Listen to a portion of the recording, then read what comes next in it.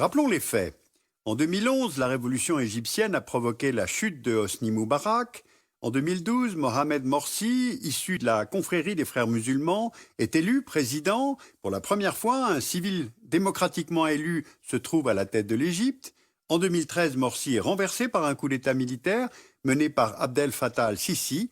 Et depuis, le général Sisi mène une répression contre les frères musulmans et tous sympathisants, avec notamment des centaines de condamnations à mort lors de procès de masse expéditifs sans précédent dans l'histoire récente du monde, selon les propres termes de l'ONU. Donc aujourd'hui, nous allons étudier comment Sisi assoit la légitimité de son pouvoir. L'Égypte se trouve entre la Méditerranée et la mer Rouge. Elle a pour voisins la Libye à l'ouest, le Soudan au sud, la bande de Gaza et Israël à l'est.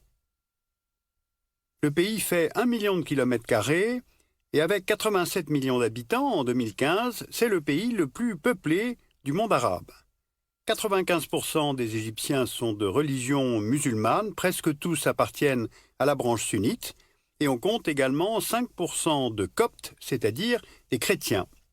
Et la répartition de cette population sur le territoire est tout à fait particulière, car l'Égypte, c'est un espace désertique traversé par une oasis, le Nil. Résultat, 98% des Égyptiens se concentrent sur 5% du territoire. Au nord, le fleuve s'élargit en un vaste delta regroupant les 2 tiers de la production agricole du pays et concentrant la moitié de la population. On trouve sur le delta le Caire, la capitale, qui est la plus grande ville d'Afrique, avec 18 millions d'habitants, ainsi qu'Alexandrie à l'ouest et Port Saïd à l'est. Au sud du pays, on repère aussi le haut barrage d'Assouan et le lac Nasser. Construits dans les années 1960, ils permettent de pratiquer l'irrigation permanente. Sauf qu'aujourd'hui, le pays consomme la quasi-totalité de ses ressources en eau. Et il se trouve désormais sous le seuil de pénurie défini par les Nations Unies. C'est pourquoi le président Abdel Fattah al-Sisi a décidé de relancer d'anciens projets. D'une part, à l'ouest du lac Nasser, le projet de Toshka, qui visait à faire reverdir des centaines de milliers d'hectares, et d'autre part, à l'extérieur du pays, au Sud-Soudan, le canal de Jonglei qui devait dévier le Nil Blanc hors de la région des Marais du Sud. Mais la résurrection de ces 2 projets apparaît en fait peu probable, car Sisi s'inscrit en fait dans une rhétorique de grands projets. Il veut faire référence à Nasser afin d'y chercher une part de légitimité politique. Et il veut faire du développement économique le fondement de sa légitimité à l'intérieur de l'Égypte. Et son projet phare, c'est le canal de Suez. Long de 193 km, il représente 14% du trafic maritime mondial et il engendre une rente annuelle de 5 milliards de dollars pour l'Égypte. En août 2015, un nouveau canal de Suez a été inauguré. Le canal historique a été approfondi et élargi sur 37 km et doublé sur 35 km où une nouvelle voie a été creusée. Les autorités égyptiennes affichent des objectifs ambitieux, doublement du trafic d'ici 2023 et doublement des revenus issus des droits de passage. Le chantier a été réalisé en un temps record, d'une part en raison des travaux d'élargissement du canal de Panama, qui est le principal concurrent du canal de Suez, qui doivent s'achever au printemps 2016, et d'autre part en raison de l'anniversaire de la nationalisation du canal, qui avait été annoncé par Nasser le 26 juillet 1956. En plus de l'agrandissement du canal, les autorités souhaitent également développer une zone économique le long du canal pour en faire un centre industriel et commercial, avec notamment dans les environs de la ville de Suez la construction d'une zone industrielle, mais aussi une vallée technologique à Ismaïlia, un hub logistique avec de nouveaux ports et entrepôts dans la ville de Port Saïd, mais aussi à Damiette et à El Arish. Et puis enfin, la construction de 6 tunnels routiers et ferroviaires. Ce projet pourrait créer 1 million d'emplois selon les autorités égyptiennes. Très bien, mais comment financer tout cela dans un contexte de crise économique? Pour le canal, 8,5 milliards de dollars ont été levés via l'émission de certificats d'investissement, dont 80% ont été achetés par des citoyens égyptiens. Et pour la zone de développement économique, le coût d'aménagement est évalué à 15 milliards de dollars, financé par des investisseurs étrangers. Et pour faire revenir les investissements étrangers, en mars 2015, Sisi a organisé la conférence sur le développement économique de l'Égypte à Sharm el-Cheikh. Le président égyptien y a reçu le soutien de la communauté internationale, un soutien politique fort avec 22 chefs d'État présents et un soutien économique, le pays ayant obtenu 36 milliards de dollars de contrats, dont la majeure partie dans le secteur énergétique. Car l'Égypte est le deuxième producteur de gaz en Afrique et le quatrième producteur de pétrole sur le continent africain. Et vous voyez ici sur la carte le réseau de distribution des hydrocarbures. Mais le pays est passé du statut de pays exportateur à celui d'importateur ces dernières années. Alors comment peut-on expliquer un tel retournement? Plusieurs champs importants sont en train de s'épuiser, la demande intérieure augmente et les investissements étrangers se sont arrêtés après la révolution de 2011.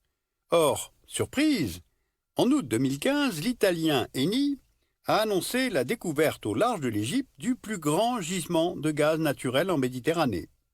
Le gisement de Zohr pourrait représenter un potentiel de 850 milliards de mètres cubes.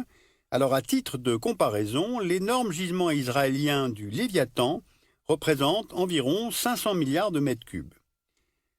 Zohr pourrait ainsi couvrir les besoins de l'Égypte durant plusieurs décennies, mais évidemment ces estimations doivent être encore confirmées.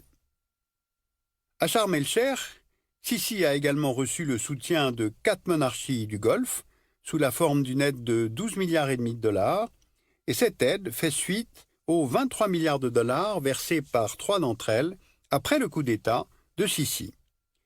L'Arabie saoudite a favorisé le retour des militaires au pouvoir au Caire afin d'écarter les frères musulmans, car elle considère que ce mouvement islamiste est capable de contester la logique dynastique dans les pays du Golfe. L'Arabie saoudite a aussi voulu reprendre son ascendant en Égypte, alors que le Qatar et la Turquie ont soutenu le gouvernement de Mohamed Morsi. Le Qatar a été le principal bailleur de fonds de celui-ci, avec près de 8 milliards de dollars versés, car il est le protecteur de la confrérie des frères musulmans depuis sa dissolution par Nasser en Égypte dans les années 50 et depuis sa répudiation par l'Arabie saoudite dans les années 1990.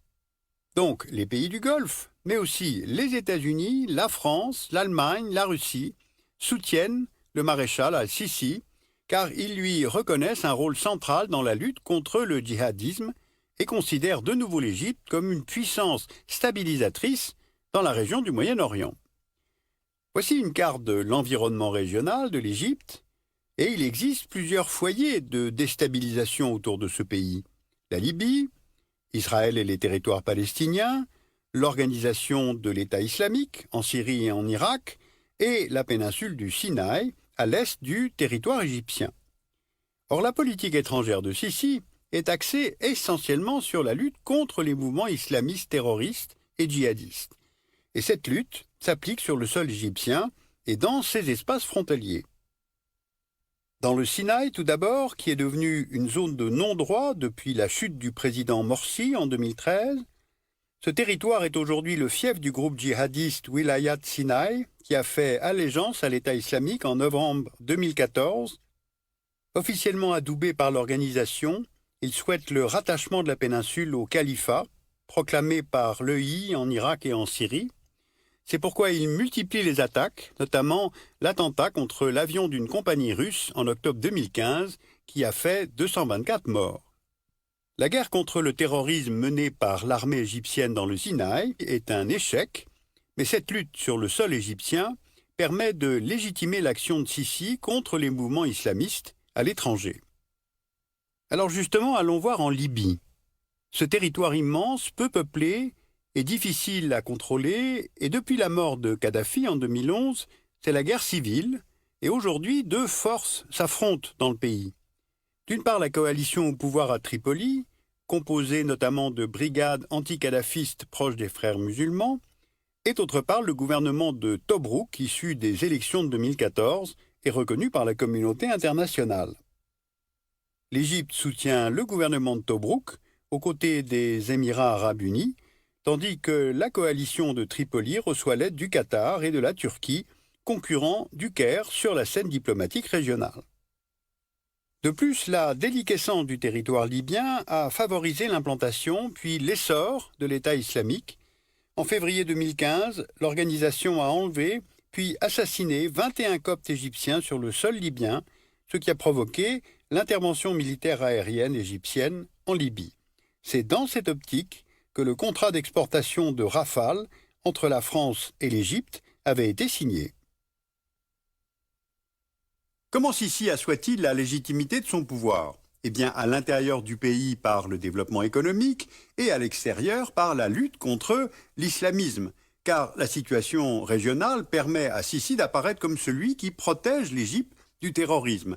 Mais plus largement, puisque le ministre français de la Défense, Jean-Yves Le Drian, évoque une connexion potentielle entre l'État islamique et la bande sahélo-saharienne via le Sinaï. Eh bien, le Caire aurait alors un rôle central si cette connexion devenait effective, donc un partenariat avec Sisi apparaît comme une nécessité stratégique, quel qu'en soit le prix. Vous trouverez la bibliographie de cette émission de livres en langue française et allemande sur le site du Dessous des cartes en allant à arte.tv.